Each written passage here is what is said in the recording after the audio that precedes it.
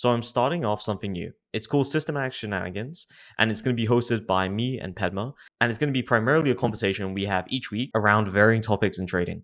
We normally, contact each other and call probably around once or twice every single week, and we keep up to date a lot with each other's trading progress and how trading has been going on in general. He's probably one of my closest trading friends in regards to like a systematic approach, at least. He is an absolute wealth of knowledge. He's been trading for about 7 years now, and he is incredibly profitable in crypto, while I'm primarily focused on futures and equities. So if you've been looking for something that you can put on in the background while either you're coding or maybe you're working on some sort of trading project, in this particular episode, we kind of just talk around the difficulties of trading and also a couple new edges that we're kind of looking into. So you can get a bit of a sneak behind the scenes of things we're kind of looking into right now. But I hope you enjoy. And each week it will vary in time. Sometimes there'll maybe be only 20-minute conversations. Sometimes it'll maybe be an hour conversation. First note that I mainly want to talk about for this week was that everyone thinks trading is easier than it is, especially when they're getting into trading. I remember being incredibly naive when I first started thinking it was going to take me 6 months, maybe a year, and I'll be doing multiple six figures and things like that. And I think this is applied pretty much to every part of trading. It applies to the coding parts, applies to drawdowns and how long they'll last. Pretty much everything, especially actually in general progress of pretty much any skill. What do you think, Pedro? Yeah, definitely. This is interesting because as you are talking about it, I'm just reminding myself of the past few days and weeks that I've been trading now since late 2017. So what, 7 years and some change, and it's like I still feel like I'm behind some people in this game. Like there's levels to this game. It's when I started, you start like very confident, like ignorant. How do you say it? It's like ignorant confidence. You think that you're going to make it. Like you see other people doing it. I was always like, if these guys made it, I can do it in 6 months. Yeah, right. It's like the more you learn about this game, it seems like the more you understand how little you know. There's really levels to this game. I'm not saying that you can't make money until you know a lot. I'm not saying that. You can focus on specific edges, and if I knew that at the time, I would have been much faster at least making some money out of this game.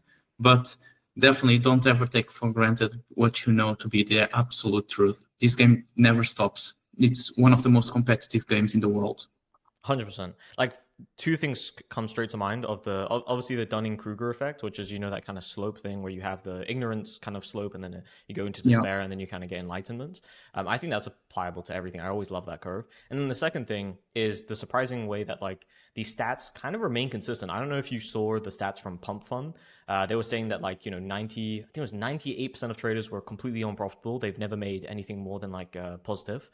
And then 1%, I believe, was above like $10,000 or about $5,000. And then it was only 0.1% or even lower than that had made above 6 figures and 7 figures on like Pump Fund. And I think that's pretty standardized, I guess, to some extent across markets. Like equities have a very similar statistic where like 99 or I think it was like 98% as well are unprofitable. So it just shows like pretty much on every skill in trading, you're gonna have to be an outlier if you're actually going to be profitable.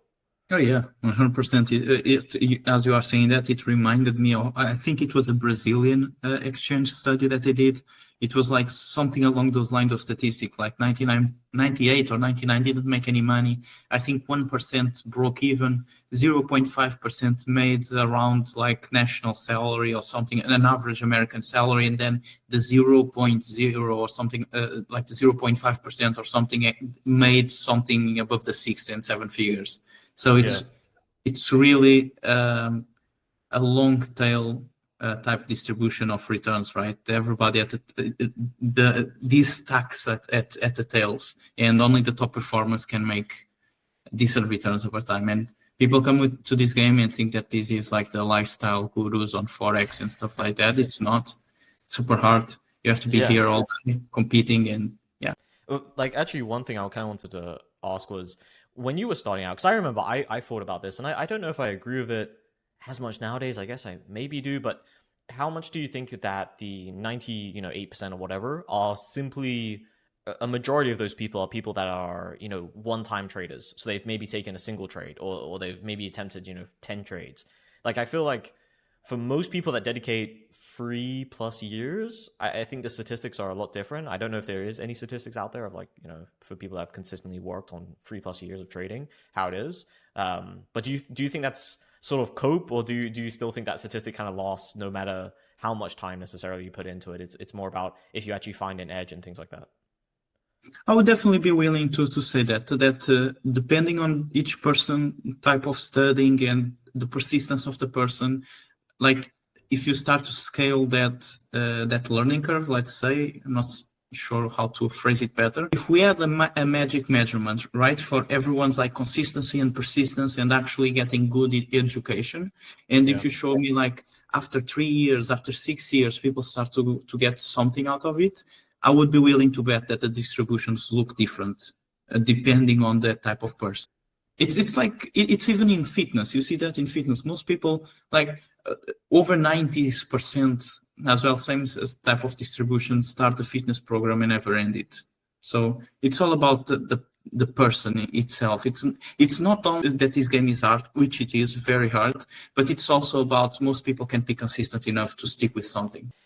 I don't know why this comes to mind as well, but I think it was Trader Dante that tweeted this a while back, a very long time ago. But it was primarily around the idea that, like, the ignorance or the confidence that gets you into trading will also be kind of your downfall, and it's a very weird thing because not many people believe that they can, like, be a profitable trader and actually stick to a year of it. But once you kind of get into trading, you actually have to, I don't know, not to sound all kind of like psychological and everything for trading, but you do have to sort of let go of that ego.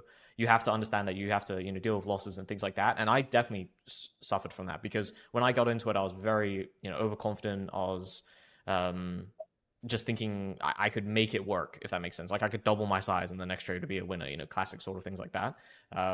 So what do you think? Do you think you have to kind of let go of those things over time? And it's different things that get you into trading compared to actually what makes you kind of profitable? Definitely.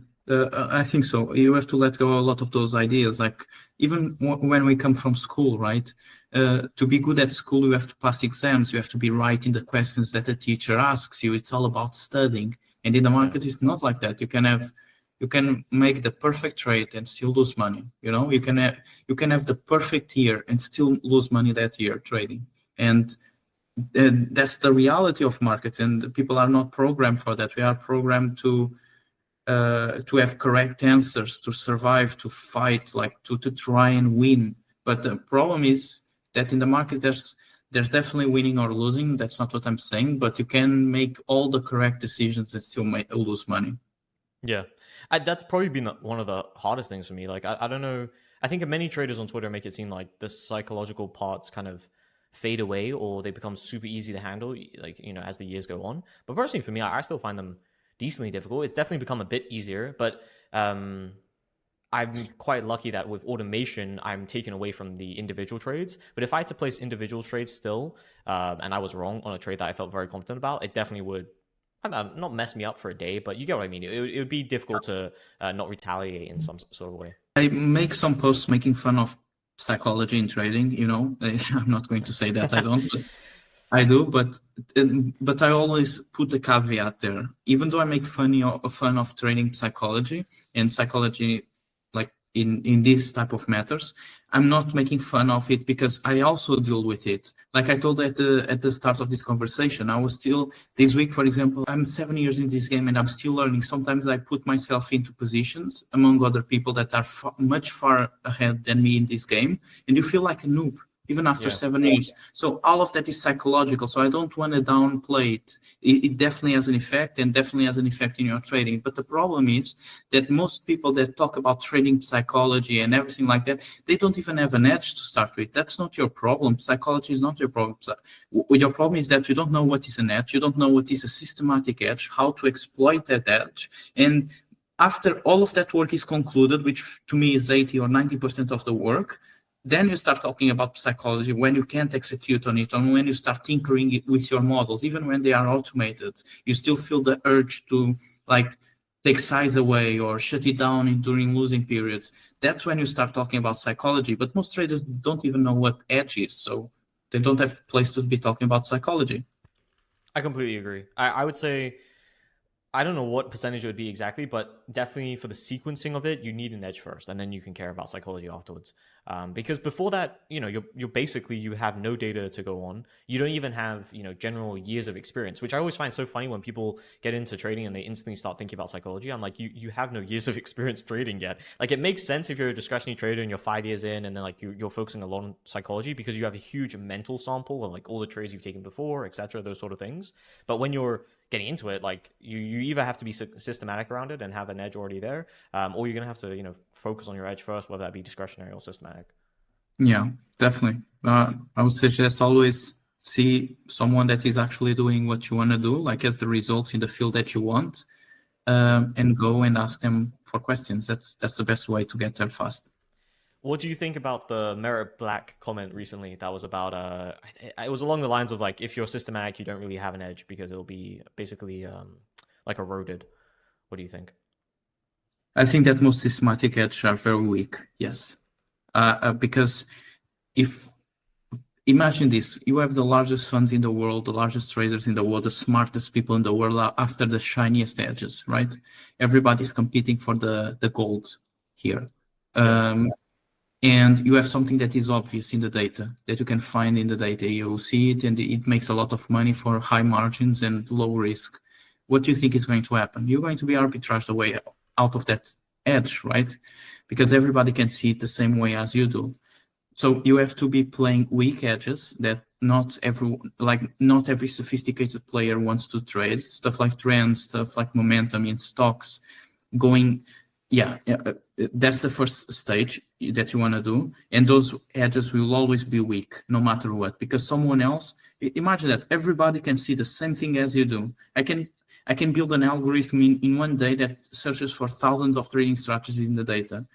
What do you think that you and I can compete at? Nothing. So you need to focus on what the big boys don't want to focus on because it's too volatile. You still can make money with them. I trade really low, weak edges, and I still make decent returns. What I mean is that if you want to go for the shiny, like the best edges, you're going to have to go to places where the sophisticated people don't want to go and take risks that they don't want to take. I don't know if that was necessarily about though being systematic because I think his main point, I'm reading over his tweet right here, is like if your system is so mechanical, then it could be easily automated, and then you're not going to make it.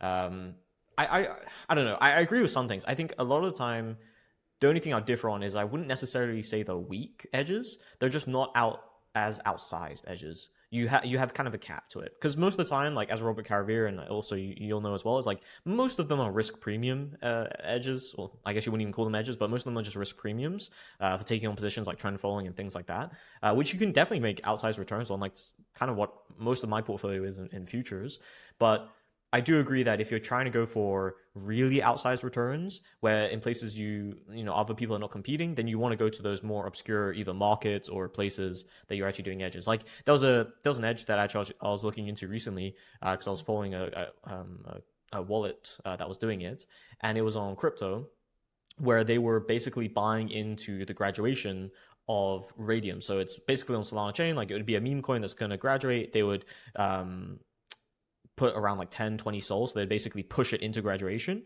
and then they would basically off-sell it after graduation, and they'd be making maybe 10%, 20%, sometimes it would be more, but it was actually sort of like an edge of pushing in the market, and there's definitely not going to be huge players that are going to be doing that exact edge because it's going to be on-chain trading and you can't push that much size. Like he's not going to push multi-millions through that or anything like that.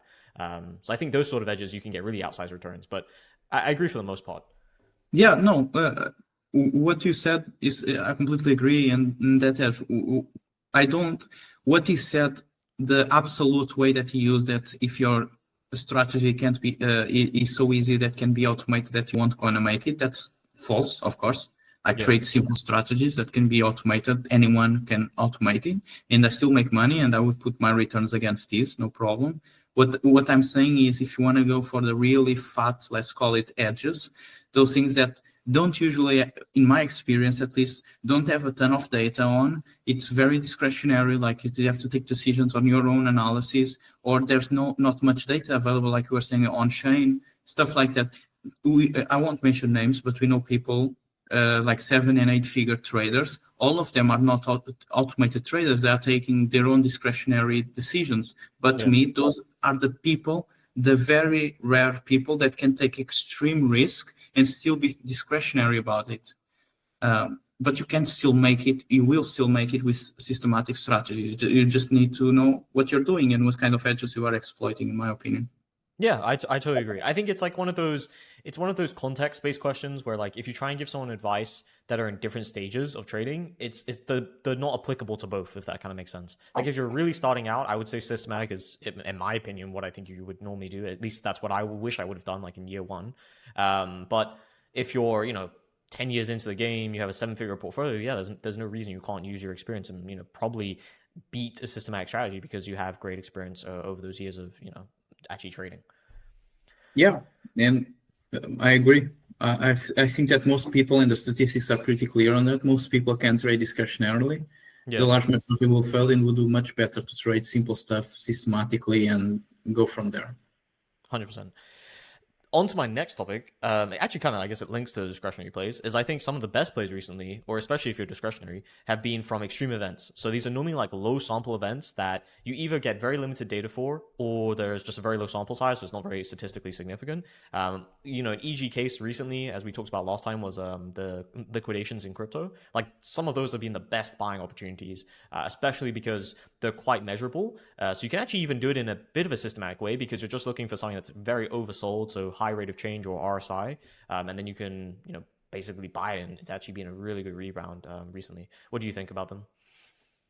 Yeah, no, I agree. Even on stocks, for example, Lance talks a lot about it, like buying like big washes that have multiple standard deviations from what's normal behavior. So that's a common edge in other markets. You just have to be careful with it because it usually tends to be negatively skewed, meaning that you are taking a lot of wins, making a lot of wins. It's high win rate, but sometimes you get one of those black swans and it really can hurt your portfolio. 100%. The kind of next edge I was thinking about recently was the shorting new listings on pretty much, if it lists on Hyperliquid, which has been incredibly fast recently, they pretty much list everything within a day or two, and then you can also obviously short them on like Bybit and Binance, etc.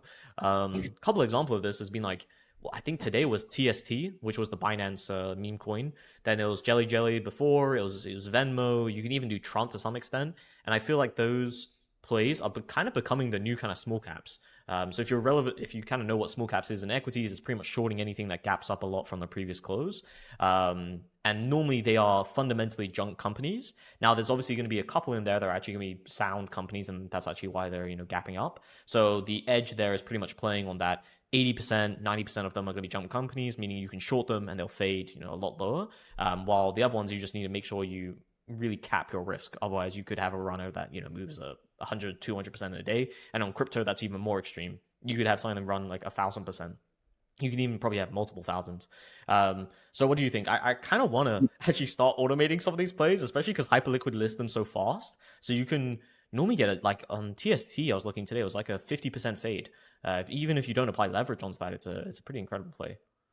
Yeah, definitely if you can put some fundamentals behind it, in my opinion, because there's some coins that are good projects and that have good allocations and everything, and maybe we don't want to short them because they have so much potential. But most of the stuff that is listed is just stuff that is highly allocated to VCs and exchanges and insiders.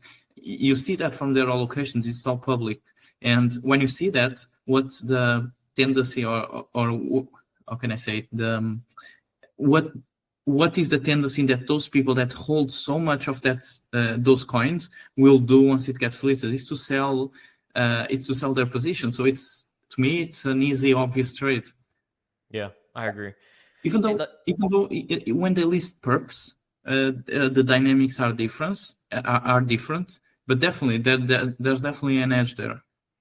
Did you watch the recent podcast with Scott? No. I'll tell you what he said. I obviously don't want to copy his idea, but I think it was actually so fundamentally sound. Was that he was saying a big reason why a lot of these new listings fade straight away when they get listed is because for anyone that has a huge position, not necessarily even VCs, but I guess VCs as well, is that instead of having to dump those shares on chain, so like actually liquidate their positions, they can just short the other side of it, meaning that they can make the middle between if they do dump their shares, where they would normally lose a ton because of slippage, they can actually make that up on a short position on perps, which I thought was incredibly, like pretty smart, and probably a big reason why a lot of these new listings do go down so much. Because if a large shareholder starts to sell out and they're also shorting the perp, like it's a incredible fade.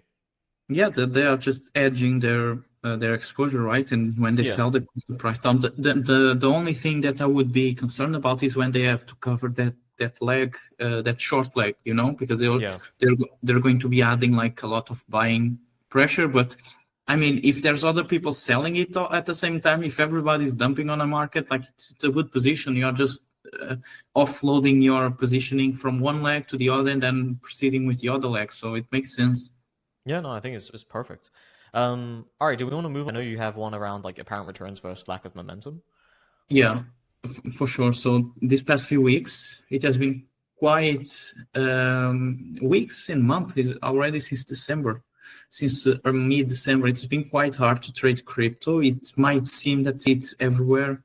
Trump is talking about it, talk about regulations and less regulation and stuff like that. But the crypto market hasn't done much since December, late November, and even earlier than that, from March 2024 up until November 2024, we had there a very strong month in altcoins on November. But after that, the market hasn't done much since March 2024. It's almost a year that the market hasn't done much. And it doesn't seem like that from the outside. A more concrete example is that the others, you can put this on TradingView. If you exclude all the market caps except for the top 10 coins by market capitalization, it is below the March 24 top. So from March 2024, the crypto market has mostly done nothing, and except for Bitcoin. Do you think it's primarily because of all these new coins listing? Like I sent you the tweet today. It was 54,000 coins were released yesterday. Just wow, it was pretty much the same amount between 2001, like 2009 or something. What do you think? I wouldn't be surprised, man. I don't have data on it, so I can't put a number. I don't know the magnitude of volume that flowed there compared to what usually flows into altcoins. For example, let's say that it was like something like 10% or 20%, then it makes sense. But I wouldn't be surprised. Capital in crypto is almost like a casino, so capital flows into what seems to have more potential. And when you see these kids turning a few thousand into millions, everybody's going to flow there. Yeah, it's the classic cycle of like in crypto, it's not really much of a market which has I don't know what the correct term for it is. It's off the top of my head, but like basically like exit liquidity. Like not many people are taking money out of crypto for the most part. Like a lot of the times when these sort of people make a ton of money in crypto, especially on these sort of like shit coins and things like that, they normally flow it into different areas, whether it be they flow it into BTC or whatever, they go into altcoins as like BTC rises and things like that. I feel like now the game is a lot of faster rotation compared to holding it. But obviously you have way more experience than me in crypto. But yeah, we'll see if we can get any data on it. I think it potentially could be the reason, but do you still think we're going to have some sort of alt season, or do you think it will be, I don't know, like just chopping around for the next year? My natural inclination is when stuff goes down so much, and it has been ranging for so much, is to like expect some season around it, but it really needs some catalysts. I'll be positioned anyway at Trade Systems. This is merely my opinion, but we are already in a few years of let's say Bitcoin bull market, let's call it, and historically they don't tend to last more than 3 years, for example. Maybe this time is different, but as the market gets extended in both in time and in range, like the higher Bitcoin goes, the more likely it is for to have a less sustained period of altcoins, of an alt season going forward. So it's like I think it was GCR or someone in crypto that said that you want to be taking exposure when no one cares about it, like in 2022, 2023. That was the time to take great exposure. As you get extended, I start to feel a bit uneasy, just waiting for the next drawdown. But like I said, I'll be there either up or down. So Like one thing I found that was really interesting was the fear and greed index for crypto is at a almost at a low, I believe. If I just quickly look it up, I think it was at it's at like 46 right now, which is it's faded off a lot. Like a couple of weeks ago or even a couple of months ago, it was up in the 70s. So it'll be interesting if we have a bit more choppiness or even drawdown, and then we get some sort of rebound maybe later in the year or something like that. yeah, definitely. I would love to see that, of course, but definitely. For your next point of handling drawdowns, I kind of wanted to put a bit of a note into it because at least last month for me, so January was it was a profitable month for me, but around half the month I was just in drawdown. And we both were talking about this last time about how everyone on Twitter jumps to the conclusion that things are no longer working when there's maybe a week of drawdown. And this is pretty apparent in most markets. Like I think it's most apparent in small caps. I see everyone complain so much when like small caps doesn't work for like a week or two. And definitely, I will say that edge has been eroded a bit on small caps, but fundamentally, you can still make a decent amount of money with small caps. It's always been a market where you can't push incredible amount of size because it's a somewhat limited market, and also you have those crazy volatility risks like halts and things like that. But because of those almost like constant factors in small caps, there's always going to be an edge there, at least in my opinion. I don't think it's ever going to be fully eroded. Maybe time will tell, but I think for handling drawdowns of these sort of periods, you have to get used to handling, a month at least. I think if you're not used to holding and handling a month of drawdown, then you probably want to de-size, I would say, a lot until you kind of experience it and then warm yourself up to kind of more drawdowns in the future. Yeah. As long as there's companies that need cash and need to dilute shares and everything like that, and as long as there's some like large runners that attract the capital from less informed traders and that they want to buy up these companies, that will always be their edge, in my opinion. It's like you said, it's capital constrained and less and more sophisticated players don't want to play there. So that's a good edge for retail if they can manage the risks. But yeah, definitely 1 month is nothing. I wish I had 1 month of drawdowns only in crypto. So What was your longest drawdown? Because I always admire you a lot because I remember you had, I think was it a 3 month drawdown? no, more 6 months. Holy crap. How did it feel? Like, how did you kind of get through it? Let's say, okay, let's define the drawdowns that I had. In this trend model that I'm running right now, it has been more than 6 months. Before, from 2022, I had 1 year when I didn't make any money trading because all the market was going down and I trade alongside. So Wow. yeah, it was mostly just building stuff and trading here and there, but nothing very good. Nothing that made me large amounts of returns.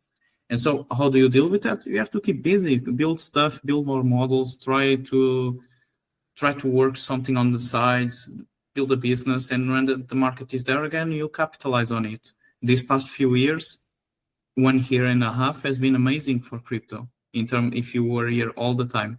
So crypto is it's a very seasonal type of market, right? You have really explosive bull markets and then very lengthy and deep bear markets, and you have to be there for both if you want to survive. Yeah, I think for like newer traders, like even for me, I'm like I'm 5 years into the game, but hearing 6 months or even a year without making money on trading, especially when you've been profitable for, is scary to think about. But I think it's if anyone's watching this and they're sort of newer into trading, I'd say it's something that you really have to understand. It's going to be a part of your trading journey. It's an uncomfortable truth that no one advertises to you. Everyone advertises, hey, becoming profitable and things like that. But even when you're profitable, you can have a year, as Pesman said, of not making any money, and that's just kind of a part of it. And I also it kind of links into the point where I don't see why there's hate, or I guess there's not everyone's hating about it, but people on Twitter should be a lot more receptive that trading doesn't have to be I don't know how to word this perfectly, but your first maybe year to 3 years into trading, I feel like you should be really focused on it. It's very difficult to kind of break past those first 3 years or even 2 years, and actually find an edge and develop and build up capital, etc. But after that, if you have it either automated or you know what you're doing and you don't have to be at the market all the time, having some sort of side hobbies, side businesses, even having a job. Like I know a great systematic trader that has a full-time software engineer job. He has his automated systems and he makes a good amount of money on the side from trading. Personally, his side income, I think, is, I believe last time I checked with him it was above six figures, which is incredible to have as a a side thing that you're doing while you have the security of having a salary job. And most importantly, it means he doesn't abandon or override his strategy as much because he knows he has consistent income. He can pay the bills, etc. Yeah, definitely. I was just pulling up here a chart just to give some context to people for the style I trade. People might hear, oh, I didn't make money for 1 year, right? Yeah. It's a bad trader. Let me give you an example. Dune Capital Management, it's trend forward. They trade similar systems to myself, but they trade it on a very broad market, right? Like all commodities, stocks, everything. So to give a context, their fund started in 1984. 1984. I wasn't even born for 13 years. I would just be born 13 years later. And from 2003 to about 2008 or 2009, they didn't make any money. They were in drawdowns. 6 years. From 2015 to 2021, they didn't make any money. So 6 years again. 6 years of drawdowns multiple times in their history. Could you be in a 6-year drawdown? So that's the reality of trading. But this doesn't sell courses or doesn't sell anything. So people don't say it. You want to make money every day? Yeah, sure.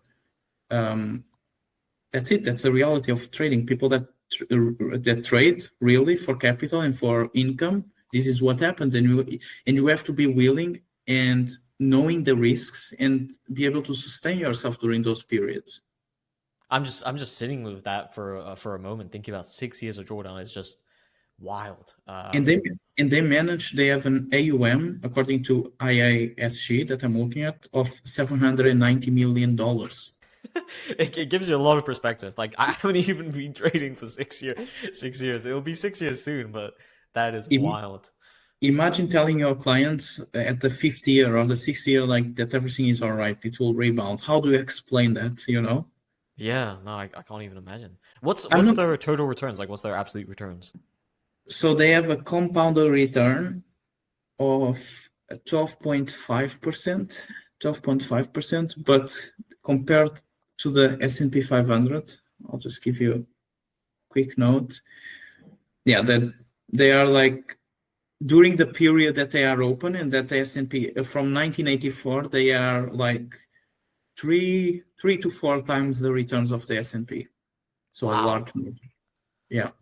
That's incredible. And to have a 6-year drawdown and still be able to do that is insane. Multiple 6-year drawdowns. Yeah. I think it will benefit hopefully some people. I know it's something that's not people don't understand and don't want to understand, I think, drawdowns in trading for the most part. I always do like repetition on Twitter and talking about drawdowns and things. I know it's boring and it's not a topic that gets a ton of attention, but it's a topic that I would say is more than fundamental in trading, because like as Kulamagi says, like most of the time you're going to be in drawdown. You're only going to be at all-time highs for, depending on your strategy, maybe a day, maybe a week, maybe a month. But apart from that, you're then going to lose a trade, go back into drawdown, and then it's, basically back to building up to all-time highs again. So a lot of the time you're going to have to be able to sit on your hands or sit comfortably in that sort of negative from your all-time highs. And that's really hard. That's the hard part of trading. But that's the reality of trading. Trading or investing is a capital building or capital growth like business. You need capital to grow capital. If you're coming to this game with $5,000, yeah, maybe you get lucky. Maybe you find something that you can exploit at really high risk and take a lot of returns from and go to tables where people don't want to compete. But it's a long shot. Well, what do you think nowadays for people starting out? Because I know you didn't start out with that much capital. I started out, it's been a while. I think I refunded a couple times, but I think in total, if I had to guess, like all my starting capital was probably around like 10K, but that was like split over like 2 years, like a year and a half, give or take, I guess. And from that, I've been able to compound a lot. But it was by taking, like in small caps, like I got to be very fair. Like some plays were just crucial. Like looking back at some of my historical performance, if I didn't have that play or if I missed that play, maybe obviously there could be another big one. But I remember back in the day, I caught like I think it was a 70% fader or something. I almost doubled my account with like a single trade.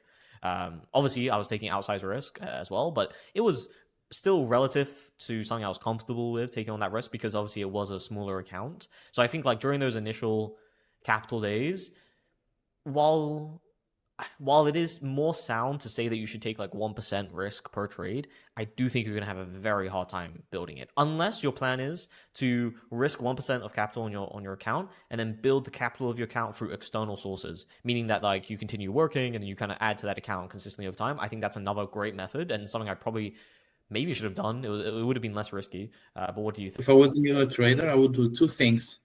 Either of two things.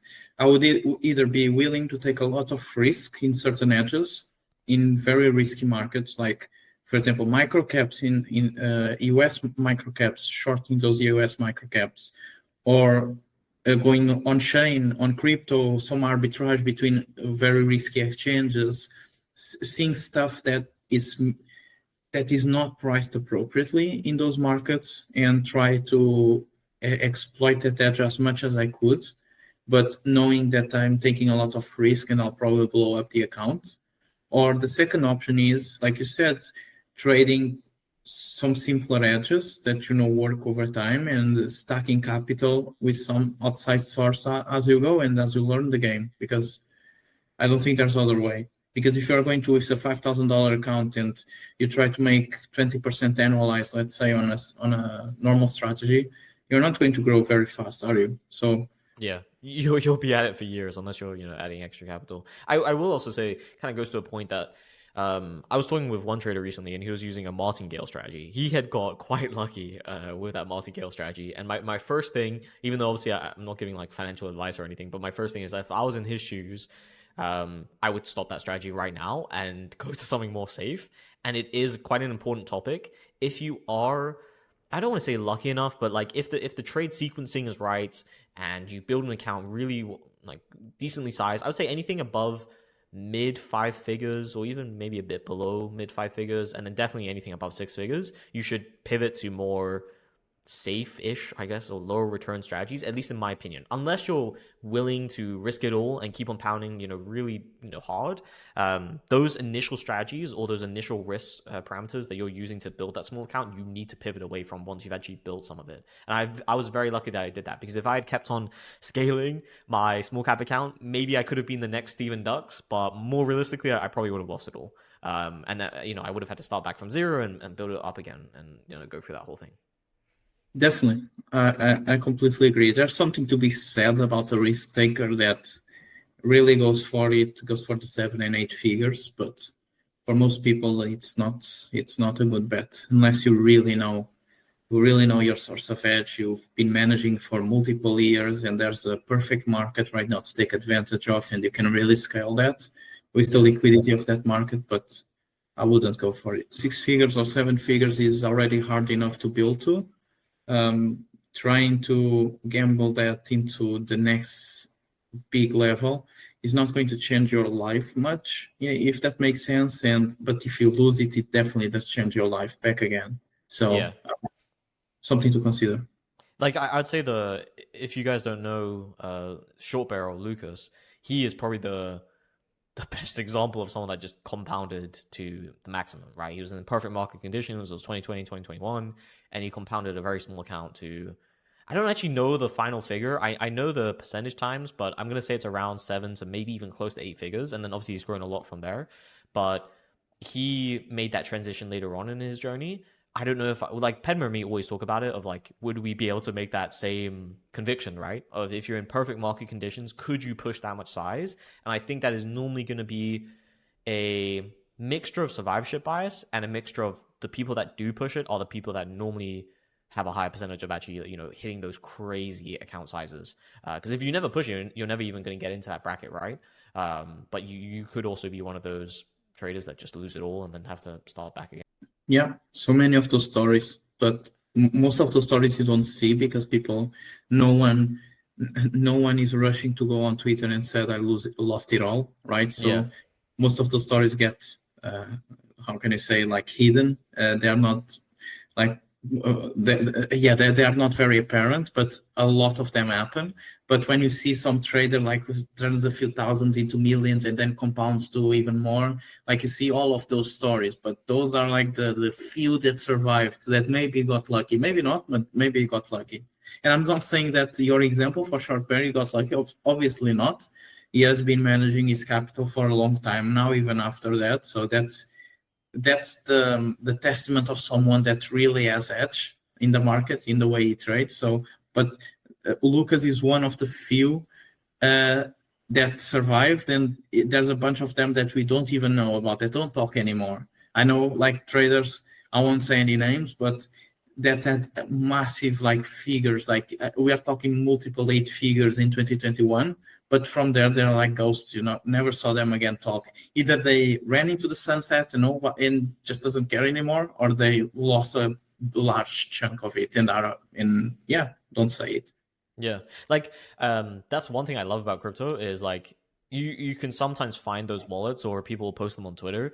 I saw one recently, like he made $1 million on a meme coin or whatever, and he rotated into other trades. He even took some perp trades as well, and he lost it pretty much all. And there's probably many cases of that where someone gets incredibly lucky on a very outsized bet, and then they think they can do it again. And it's not even like if I was in their position, I just made $1 million off one coin and it was a complete random ass trade, I probably would feel invincible as well. Obviously now, because I've been trading for 5 years, I know that's not really the case, but if it was in my first year, my God, I would have blown up that million probably.